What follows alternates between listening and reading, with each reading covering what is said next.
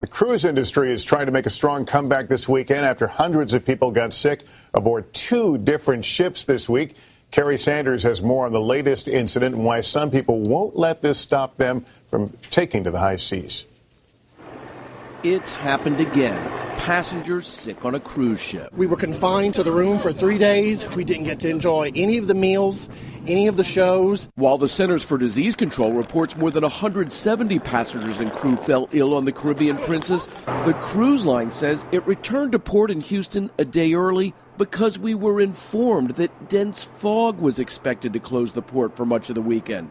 The ship did not return early because of the increased incidence of norovirus on board. But passengers complained their symptoms on this cruise sound remarkably similar to what close to 700 passengers and crew experienced on their Royal Caribbean Explorer of the Seas cruise earlier this week. The CDC now confirms that the illness on the Royal Caribbean cruise was a case of a fast-spreading norovirus.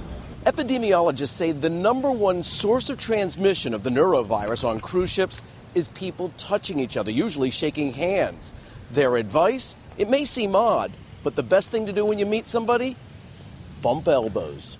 On cruises, you have significantly more people than normally you and I come into contact with on a daily basis, and you're exposed to them for a long period of time.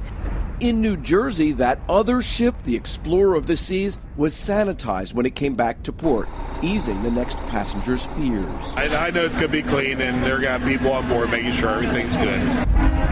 And despite the rough waters, business is booming, with nearly 21 million people taking a cruise last year alone. For today, Kerry Sanders, NBC News, Fort Lauderdale.